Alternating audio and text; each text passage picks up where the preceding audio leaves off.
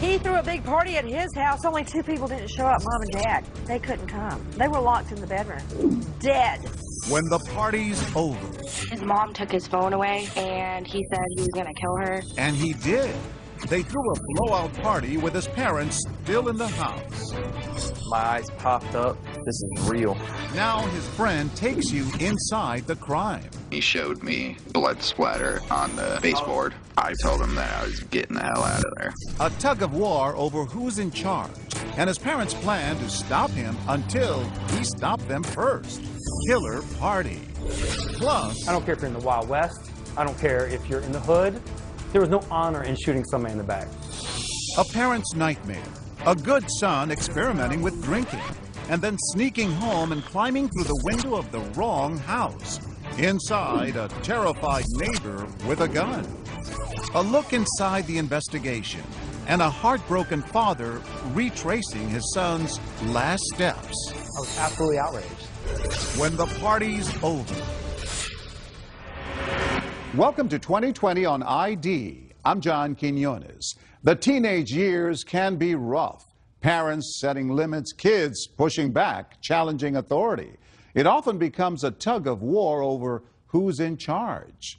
But as you're about to see, when the stakes are raised and teenage defiance is mixed with a toxic cocktail of drugs and alcohol, the consequences can be deadly. First, a battle of wills that turn to rage. And as Ryan Smith first reported in 2014, 2 murders that would shock a sleepy community. Nestled on Florida's Treasure Coast, 40 miles north of West Palm Beach, sits Port St. Lucie, a city once designed for retirees, now teeming with working families. It's a maze of streets that all kind of wind together. There's the sense on these empty streets that something's amiss. Even the street signs aren't quite right. They didn't have time to spell all the street names correctly. Growing up here is a modest sort of happiness for any kid. But as novelist Nathaniel Rich learned, that gets old. Every teenager complained about how boring it was in Port St. Lucie. The only thing to do is drink and get high, have parties. And it's a party that happened here that no one will ever forget. Now you're looking live at the Port St. Lucie home where police say a 17-year-old boy killed his parents, a drug-addicted teenager who just wanted to party. He threw a big party at his house. Only 2 people didn't show up, Mom and Dad. They couldn't come. They were locked in the bedroom. Dead. The million-dollar question is why? Tyler, they say you murdered your parents. A 17-year-old killing his parents. An event that left a confused community looking to its teenagers for answers about high school senior Tyler Hadley. His parents were getting tired of him going out late and getting drunk. They got more strict. His mom took his phone away. And he said he hated him. Something like teenagers say. It's definitely something that really upset him. Everybody has like sick jokes, or he just thought it was like a sick joke. But what turns a teenager's sick joke into a sickening reality? We go inside the investigation into what made a Boy Scout turn into a teenager who did the unthinkable. Mike Mandel has known Tyler since they were both 8 years old. He lived just a block away. So you know his parents? Absolutely. What were they like? They seemed like great parents to me. You know, every time I come over, if his mom was making something to eat, she'd say, "Hey, Mike, you want some of this? You know, how's it going? How's your family going?" And how did Tyler feel about his parents? He loved them. This is Blake and Mary Jo, forever in our hearts. Blake and Mary Jo Hadley thought sunny Port St. Lucie was the perfect place to raise their 2 boys. Mary Jo, she was a school teacher, you know, a great school teacher. And she loved kids so much, she dedicated her life to her two boys she had. His family says Blake loved his job at a local power plant, but his passion was his sons, the baby, Tyler, and Ryan, 6 years older. What was Blake like with the boys? He had a ball with them. He loved them. And in the beginning, Tyler seemed to be a happy little boy, celebrating birthdays and holidays with his family. He was constantly hugging his mom. I mean, constantly. He was an affectionate kid. I just remember him always being a funny kid. He had a really quick sense of humor. Yeah. And you never know what would come out of his mouth. Yeah. In a good way? Sometimes. It was a quality that drew Mike to Tyler. Just walking around trying to find a friend and stumbled upon Tyler, and he slowly became my best friend. Over time, Tyler began opening up, sharing with Mike his secrets and his insecurities. He a lot of times bashed himself and Said he wasn't good enough. He just always thought someone was better than him. But what started as a kid's self-doubt turned into a teenager's anger. He started skipping school, hanging out with the wrong crowd, getting on drugs. You know, that's just things he was starting to do, was get in trouble. He was starting to steal. And they said, just hide your purse. They thought it was one of those teenage things. There were some neighbors who thought he was trouble. He once lit the forest preserve near his house on fire. And, you know, he siphoned gasoline from the nearest gas station once. Tyler's parents started cracking down. How did they discipline him? They really did everything possible as far as taking away the cell phone, bits and pieces of freedom that children really, cherish at that age. They didn't just abandon him and just let him run in the streets like he wanted to. They tried to rein him in. But Tyler pushed back, continuing to defy his parents. He didn't like following any rules. He liked going out, doing drugs. And then his parents caught on.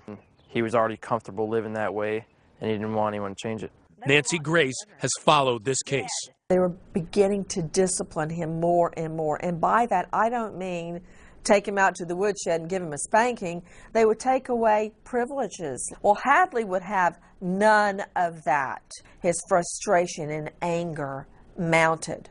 By the time Tyler was 17, his parents were at their wits' end.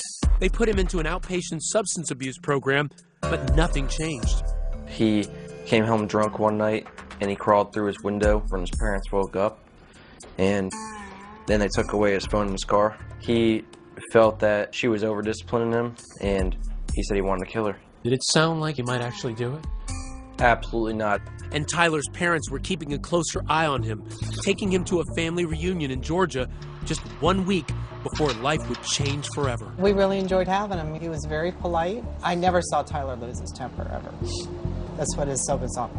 Posing for family pictures 1 minute, but plotting with his friends back home the next. Well, he was texting his friends and telling them we're going to have a party when I get home. So he was planning it while he was up there. And 3 days later, this ominous Facebook post. Party at my crib tonight. Maybe. Tyler said he's going to have a party tonight. My parents are going to Orlando. A friend Facebooked him, what about your parents? Are they going to come home in the middle of the party? And Hadley writes back, they won't. Trust me. A party at Tyler's house seemed odd with his parents now tightening the reins, but it was something else he said that really got Mike's attention. He tells you something about what he did the night before. Yeah, he said he was contemplating murdering them that night while they were sleeping in their bed. He said he couldn't do it. He didn't have it in him. And what did you think when he told you that? I got a weird feeling in my stomach, but it's Tyler. There's no way he would do this. Then, a few hours later, a second Facebook post. Party at my house. Hit me up. This time, there was no maybe. Tyler Hadley's house party was set. He had been bragging about it for days. He was going to have the party come hell or high water. And nothing and nobody was going to get in his way. One of my friends had gone on Facebook and seen the post about the party. Everyone knew his parents were strict. And it really wasn't until the day of the party that people started to take him seriously. There was so little to do in Port St. Lucie that night that any teenager who heard about the party was going to check it out. Around 9:30 p.m., Tyler picks up Mike and some other friends, and they head back to his house. Jesse DeRay is in the car.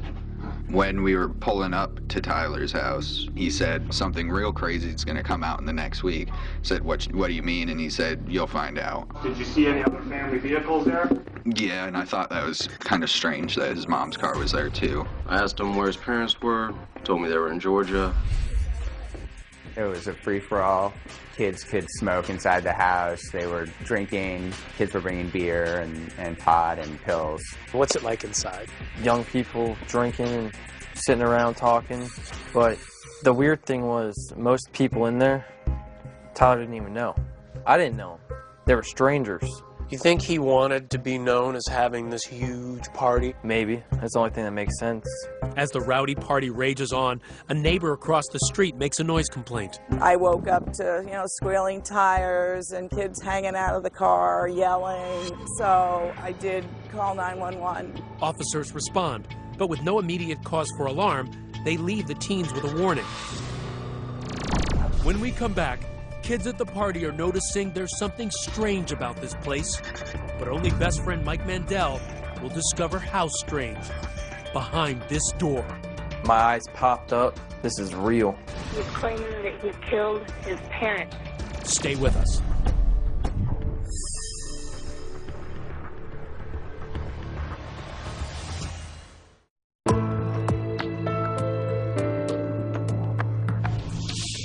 For months, 17-year-old Tyler Hadley's clashes with his parents had been escalating. So how is it possible they'd allow him to have a blowout party at their house on a Saturday night? As the party rages on, Tyler has a secret, and he's about to share the shocking details. Ryan Smith picks up the story. In Port St. Lucie, Florida, Tyler Hadley's house party is in full swing. 60 teenagers drinking and drugging with no parents in sight. Tyler's older brother, Ryan, away at college. One kid was walking around saying, "I smell dead people." Other kids had seen some signs of blood or what could have been blood. The house was a mess. It looked like it'd been ransacked. As the night wears down, Tyler is growing agitated. Do you recall him yelling at somebody trying to go back towards the back part of the house? Yes. I heard him just saying, "Get out of the hallway. I don't want anyone in the hallway." How does he seem? He seems eager to tell me something, and he wants to take me down the street and talk. All right, so you guys walk out the house. Tell me what happens now. He says, "Mike, I killed my parents." And I said, "No, you didn't, Tyler. Shut up." And he said, "Mike, look at the driveway. All the cars are there. My parents are dead. I killed them." And then, with partying teens still inside the house, Tyler tells Mike to look for the telltale sign. Blood by a computer desk where Mary Jo had been working, and by the master bedroom door. But still, Mike doesn't believe it. I actually thought he went that far out to play a prank on me that he actually put fake blood on the ground. Really? You think he's playing a prank at this point? Anything but what it is. The idea that teenagers are playing beer pong right here, while just steps away behind this door, his best friend's parents lay lifeless, is too much for Mike to fathom. I took Tyler into the garage and I said, "I want to see them dead. If you really did it, I don't believe you." Tyler says he'll prove it after everyone leaves, but Mike doesn't wait. I walk around back and I go check for myself. I come up to the door, the party's going on over here, and I turn the doorknob, push it, and it opened. I looked down and I seen his father's leg against the door. What was going through your mind when you saw his leg? My eyes popped up, and I said, "He's telling the truth. He did it. This is real." I'm in shock. I feel like there's no way that I'm seeing this. Wake up. Then, Mike Mandel does something as shocking as the party. He doesn't leave. Now, you'd think Mandel would rush to call his parents or take his cell phone surreptitiously and call 911. No. Mandel continued to party hardy for several hours. Why do you stay? It's a hard feeling to explain. You know, I knew this guy for so long. Something wants you to stay here right now. You need to talk to Tyler and figure out as much stuff as you can. How long do you stay? A couple hours. How do you do that? Isn't it eating you up inside? It is eating me up inside. Even though you know he just killed 2 people, you don't see him as a killer. You still see him as a friend at that point? Yes. Why not try to get Tyler out of the house immediately or call the cops? Because he could be a danger to everybody in that house, including you. I was still in shock. Then, in a bizarre moment between best friends, they take this selfie. And I have to show you something here. Why did you take this picture? Because I knew it was going to be the last time I ever seen him. So this was to remember him? Yeah. A lot of people look at this picture and they say, Mike's callous. He doesn't care. What do you say to those people? Look at the picture. Am I smiling? Is Tyler smiling? He looks very worried to me.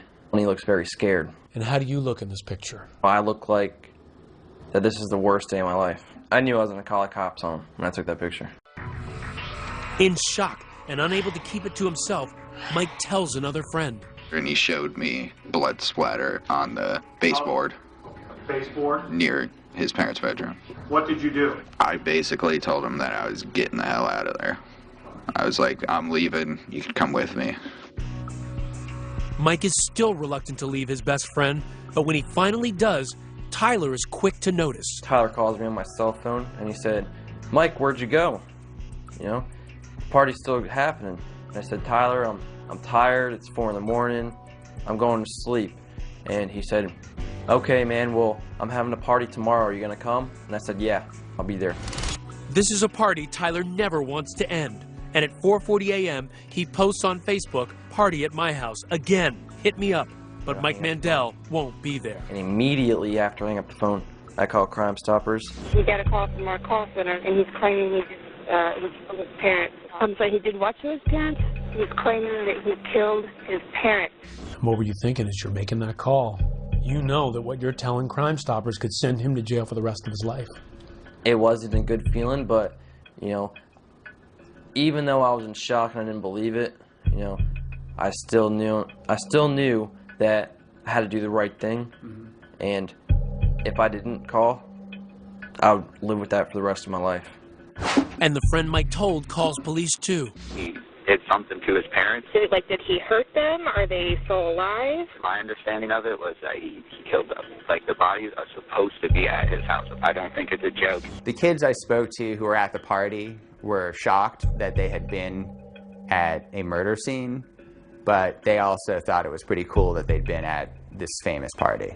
There had been a homicide. A 17-year-old young man had killed his parents with a hammer. What was your first thought? First thought is, no, 17-year-olds don't kill their parents with hammers. When Detective Kristen Meyer arrives on the scene in the wee hours of the morning, remnants of the party are still apparent. We find beer bottles everywhere. They're all over the front yard. You come up, here's the door. The officers knock on the door. Knock on the door. Lights go out.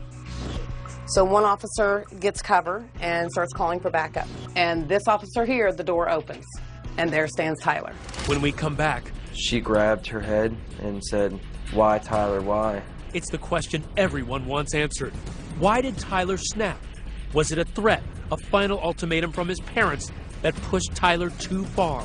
That's your motive for the murder. Stay with us.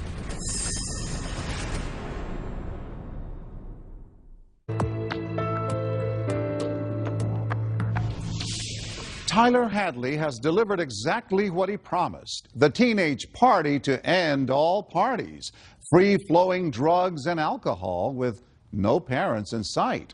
But when morning breaks and the partiers have all gone home, Tyler is left with the chaos of empty beer bottles and the knowledge of something far worse hidden in the home he shared with his parents.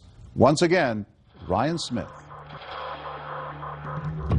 At dawn, when police arrive at Tyler Hadley's house, the party is over. Officers see Tyler alone inside, pacing back and forth. And they creep up to this window because they can peek in. What kind of state was he in at that point? They talked about the look on his face. One officer describes it as deranged. Officers ask where his parents are. He said they're out of town. They're in West Palm Beach. He's placed in handcuffs, and the officers go in and search. Inside the master bedroom, they find what looks more like a garbage pit than a place where Tyler's parents slept just 24 hours before. The room is packed with items from all over the house: furniture, magazines, pictures, food. Mom's Good Housekeeping magazine, homework from her students, a family calendar. Underneath, investigators find the bodies of Blake and Mary Jo Hadley.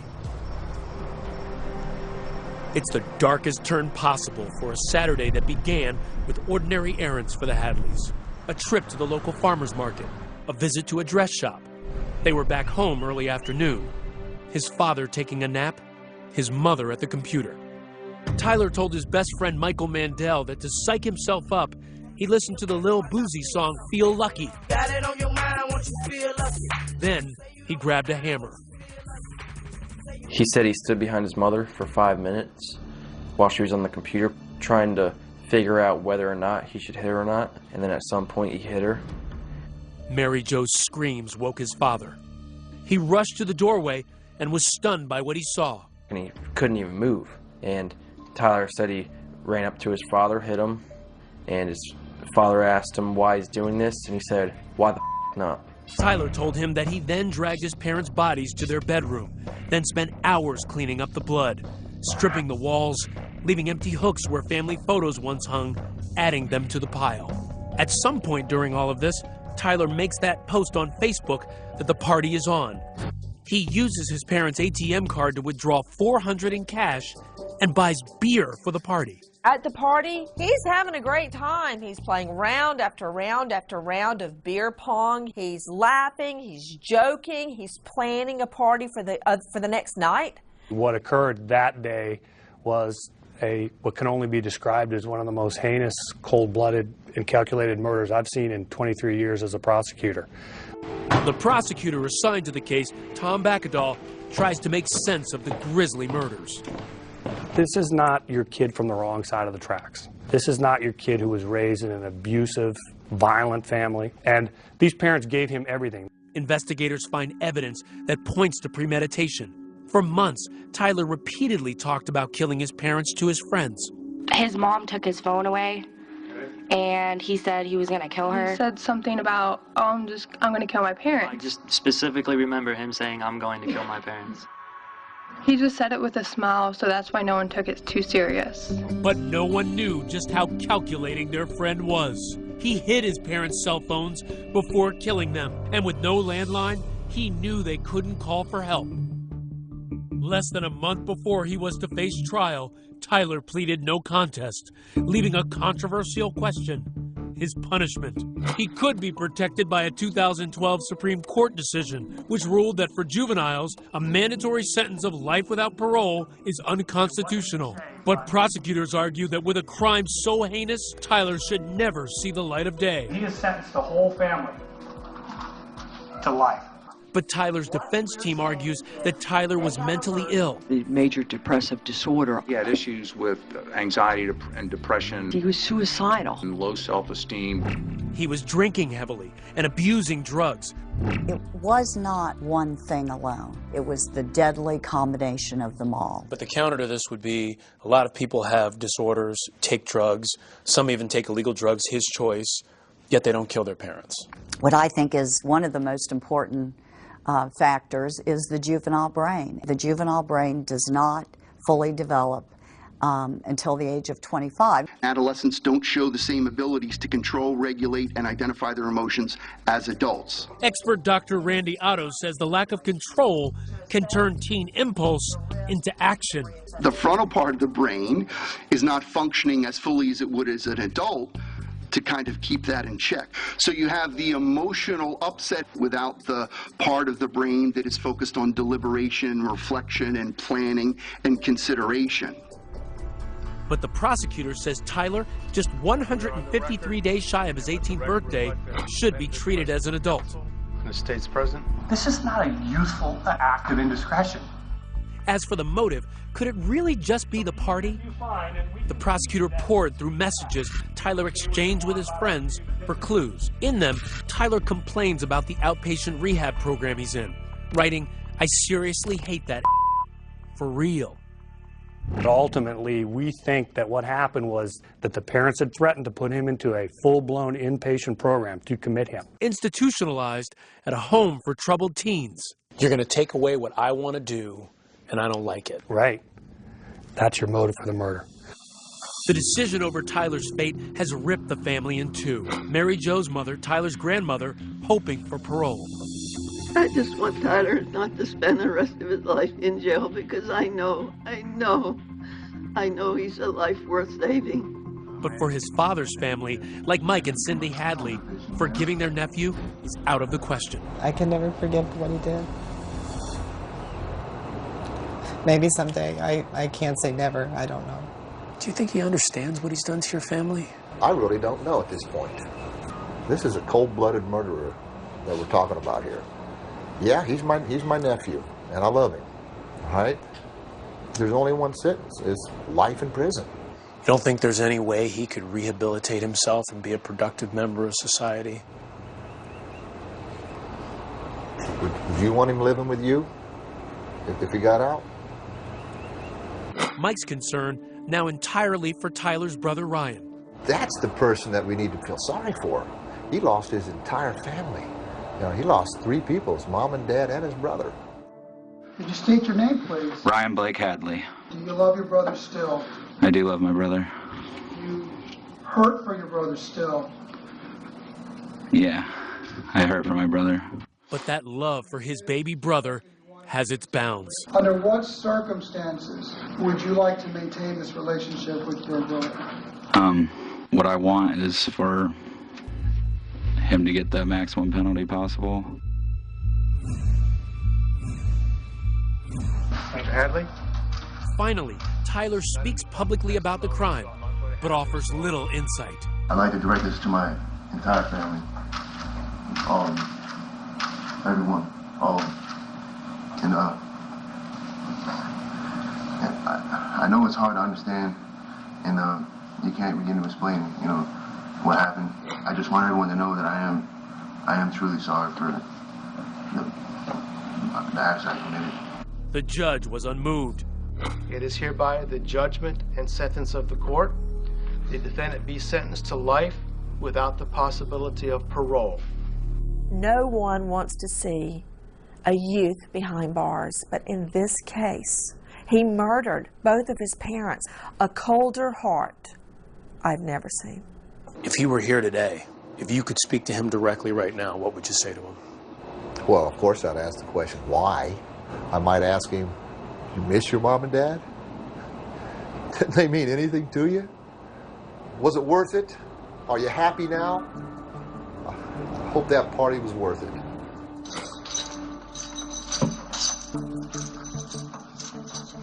As of 2015, Tyler Hadley is appealing his sentence. Coming up, a good kid grounded and sneaking out to party. But when he comes home drunk, the consequences are deadly. The alarm went off, and then I saw the light come on. Caleb then turned around and simply said, "You just shot me." When we come back.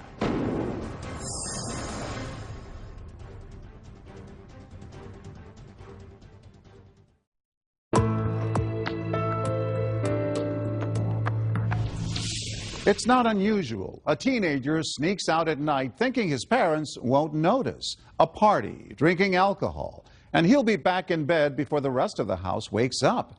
But in the story you're about to see, that teenager never made it home.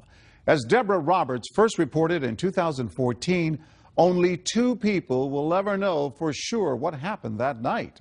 And one of them is dead. It was late Saturday night. 16-year-old Caleb Gordley had a secret plan to sneak out of his house to go to a party with some friends. A popular 3-sport athlete at Parkview High School in Virginia, Caleb was also an aspiring rapper, seeing himself as the next Jay-Z.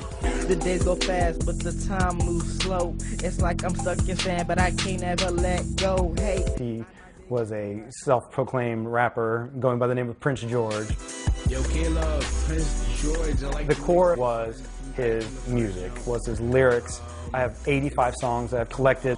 Good kid, Sean? Great kid. He was very respectful, very polite. Partier? No.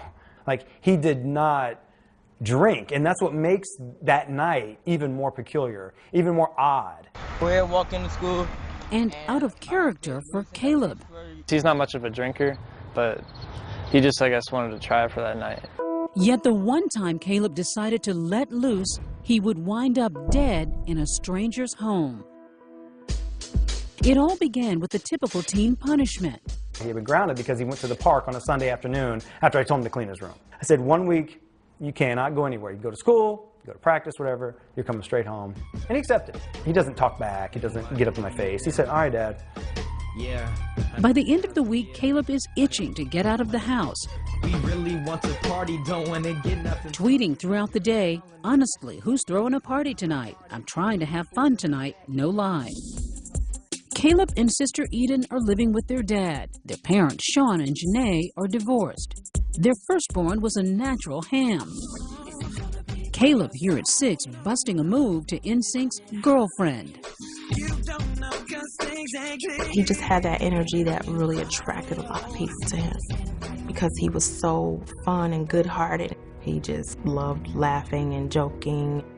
To give their kids a better life, the Gordleys left behind the tough, crime-ridden streets of Dayton, Ohio, for the tranquil suburbs of Sterling, Virginia, where Sean is a corporate IT manager. I was happy with the area. I was happy with the school. The community seemed to be very active and social and kind of close-knit. After the split, Janae moved back to Ohio to go to school, but never missed a beat with her kids. How much did you monitor his social media accounts? A lot. And that was the one time I didn't in that particular day. I would have saw the signs if I would have just looked that day. About the parties and... He was looking for someplace to go that night. So at the stroke of midnight, Caleb slips out of his two-story home. He would never return. Caleb's first mistake would happen just after arriving at a buddy's house a few blocks away. Some of the boys begin tossing back vodka shots. By 2 a.m., a woozy Caleb decides it's time to go home before his dad notices he's gone. Good friend Corey Carrico was with Caleb. I took him back to my house, and I was going to make him stay there, but he knew he had to get home. I knew that for sure, because he kept bothering us about it. Staggering now, Caleb needs his sober friend to walk him the few blocks home to his quiet cul-de-sac, where many of the houses in the development look nearly identical. We crossed this fence because all the houses are similar, and then once we crossed, we came up to this window over here. We thought this was the window. Yeah, we thought this was the window, and I just opened it up. I've never come in the back way before. It looks different from the back. I always come from the front when I come pick him up in the morning. So I figured it was his house because he thought it was his house too. Did you just sort of like shove Caleb in? No, he went in himself. The alarm went off, and then I saw the light come on, and then I heard yelling, which I thought it was Dad. So then I ran because I thought I was going to get in trouble. Turns out it's not Caleb's dad. In fact, it's not even Caleb's house. It's the neighbor's home 2 doors down. The startled homeowner grabs his .40 caliber pistol that he kept next to his bed, thinking a burglar has broken in at 2:30 in the morning. In the chilling moments that follow, gunshots. How many times was Caleb actually physically shot? Once. Out of 4 shots, he was hit once. A developing story now out of Sterling. Loudoun County Sheriff's deputies responded to a burglary with shots fired on... The next morning, news of a shooting quickly spreads through the neighborhood. At Caleb's home, there's panic. His sister Eden realizes her brother isn't in his bed. My friend's mother called her and told her that someone 2 doors away from us had gotten shot. She said somebody was trying to break in. I told my dad, and he was like, I woke up this morning, Caleb's not home. I don't know where he is. I ran over to the neighbor's house, knocked on the door, and didn't find out any information. I ran back in the house, called 911. What's going through your mind at this moment? I know my son's dead. I know he's dead. Corey dropped Caleb off at my house at 2:30 in the morning, and there was a shooting in my neighborhood at 2:30, and I can't find my son. I knew it instantly. His 16-year-old son shot dead. I could barely talk. And I was so lost, and I couldn't fathom surviving this. I didn't know. I was like, well, there's no going beyond this. Eden and Sean break the unbearable news to Janae in Ohio. Overcome with grief, she heads to Virginia. I wept in the airport. I wept on a plane in front of strangers, and it didn't even matter. You lost your son. Did you understand at all what had happened? I did. I understood that, he made a mistake. And then it cost him his life. Yeah. My handsome man. A life even Caleb realized was fragile. This is the new microphone. And trust me, I have like 6 songs that I'm going to be putting out today. And one of those songs he wrote just months before dying is oddly prophetic. 1, 2, 3, your life can be done like that. Called Reckless, with the sound of gunshots in the background, Caleb rapped, your life can be done like that. His own life cut heartbreakingly short in what seemed a classic case of self-defense. Somebody breaking into your house, you don't know. This person is going up the stairs, going towards where the homeowner's family was. I guess he fell in fear for their lives. I mean, I put it on me at first. I thought it was all my fault because I took him to the wrong house. But you realized it was a tragic mistake. Yeah. Both Sean and Janae believed it was an awful accident until they got the police report. What it revealed would change everything for Caleb's parents. Once I got the details, I was absolutely outraged. Was it self-defense or something else? Murder. Stay with us.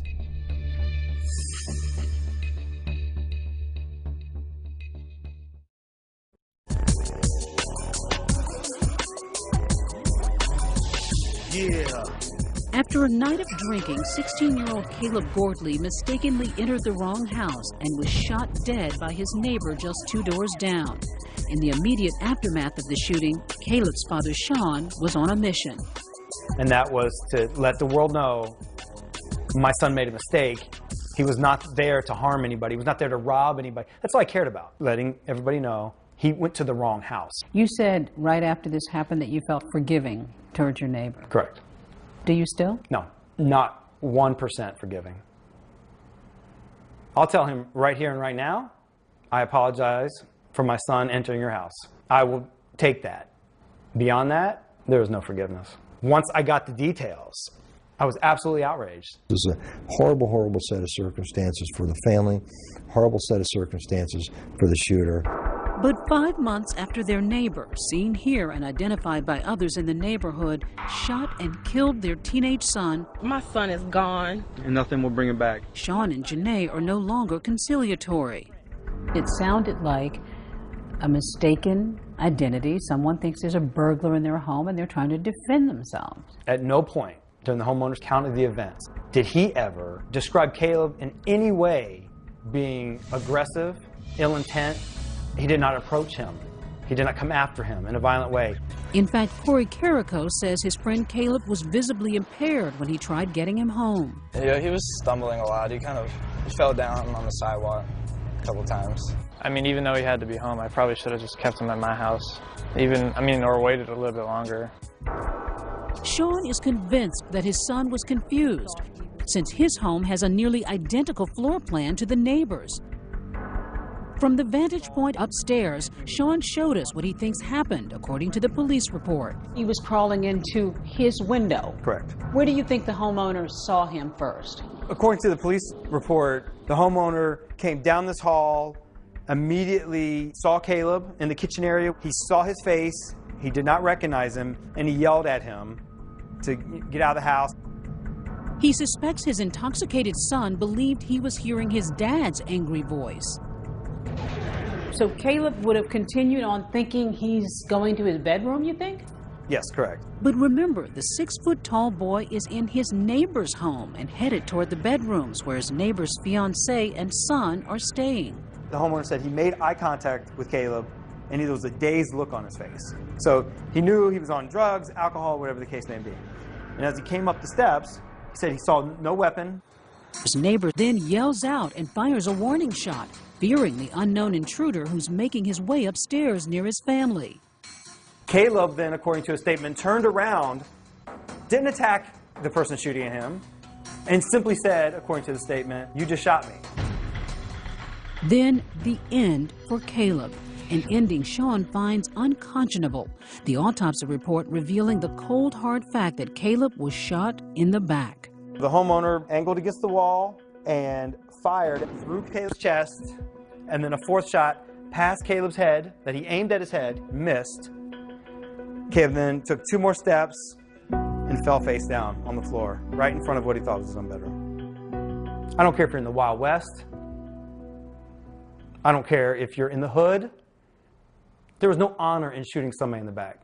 So why would the homeowner fire multiple times when this person didn't appear to have a weapon? It's 2:30 in the morning. You have a person that actually comes in through a window. The alarm sounds off. I mean, he was 6 foot tall, unknowns to the homeowner, wearing dark clothing. The homeowner advised him to stop, and that he would shoot, and Caleb continued to come forward. He lined himself up at the perfect angle to shoot a hollow point bullet through my son's lung and explode his chest. And then a fourth shot at his head for good measure. That's what he did. Do you see it as murder or accidental shooting? Murder. Murder? Mm-hmm. He shot him in the back. If you're really in fear of danger, of your life and your family's life, why would you allow a person that you that appeared to be dazed to you walk right past you and then you shoot him in the back? If Caleb would have crossed that street right there and got hit by a car, I would have nobody to blame but Caleb. I have somebody else to blame for my son's death. I just do. This kid is a kid of color, a black kid. Did that have any impact on this case? I can't see that it would. The entire situation was just bad all the way around. Somebody coming into your house, not stopping when you're giving them commands to stop. Somebody continued to advance on you. Somebody going up the stairs where your family is. The homeowner has not spoken out publicly. Have you had any sense of how this has impacted him? In conversations with my detectives, I understand that he was devastated by what had happened. So much so that he had to take a couple weeks off. After a police investigation, no charges were filed against the neighbor, a volunteer firefighter who owns a consulting company. Through his attorney, he declined our request for an interview, saying, "The incident was an unfortunate tragedy on every level, but as we are not confident that participating in your program would contribute to the healing process, we are unwilling to so participate." 10 months after their son's death, Sean and Janae Gordley still can't understand how a teenage mistake can end so tragically. The man who took their son's life did reach out to the Gordleys through his attorney, saying he was sad about what happened, but Sean threw out the note, offended by its formal tone. Do I hate him? No. Do I want him put away? No, I don't think that's going to solve anything. Do you want to hear from him personally? I would love to. He's 2 doors down. 2 doors down. Do you still see this neighbor? I never saw him before. I haven't seen him since. What's the lesson in all of this, Janae? We need to get out of our own bubbles. We don't get outside and shake our neighbors' hands or invite them over to dinner or just get to know them better. 2 doors down. 2 doors down, and you didn't recognize that that was your neighbor. Some people would have packed up and moved right away, but yet you've somehow managed to stay here. The first few months, there was no way I was leaving. I keep the door closed because it smells like him in here still after all these months. I smell him right now. On his blanket, on his pillow. We haven't washed anything. We haven't vacuumed. I come in here, sometimes I'll take a nap on his bed. And he awakens to a wall of emotional memories scrawled by Caleb's classmates who were shattered by their friend's sudden death. I don't know anybody who didn't like him for any reason. You just put a smile on your face. Absolutely great kid. This was his 16th birthday, so this is his last birthday. His son would be 17 now, a high school senior making college plans with his friend Corey. He's such a great friend. It's a shame if you never knew him. He was such a funny person. I truly believe that my son was a gift. Yeah, we got 16 and a half awesome years. I will hold on to that.